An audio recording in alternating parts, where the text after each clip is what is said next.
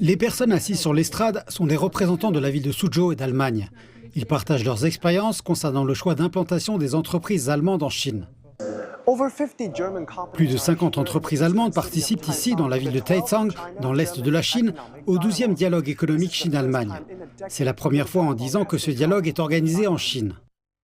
Rudolf Scharping, ancien ministre allemand de la Défense, anime le dialogue.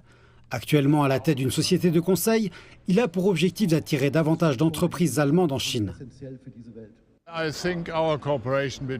Je pense que notre coopération entre l'Europe et l'Allemagne d'un côté et la Chine de l'autre est quelque chose qui a une valeur en soi. Elle n'est pas définie par d'autres.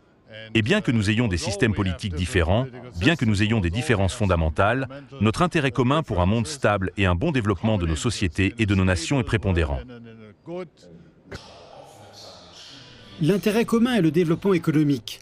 Avant le dialogue, la délégation allemande, conduite par l'ancien maire de Hambourg et actuel président de l'Association allemande des petites et moyennes entreprises, a rendu visite à des entreprises allemandes locales à la recherche de nouvelles opportunités d'investissement.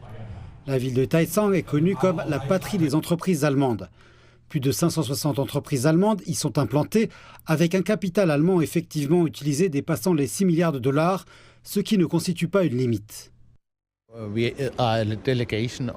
Nous sommes une délégation d'une vingtaine d'entreprises allemandes, des entreprises de taille moyenne.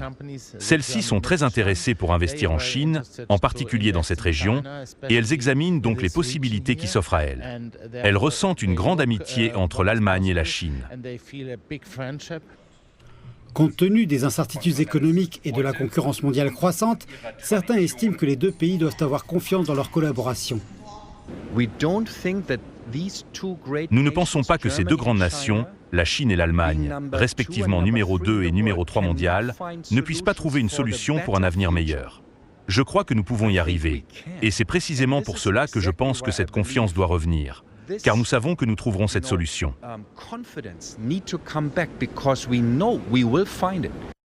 La Chine est aujourd'hui la première destination des investissements allemands.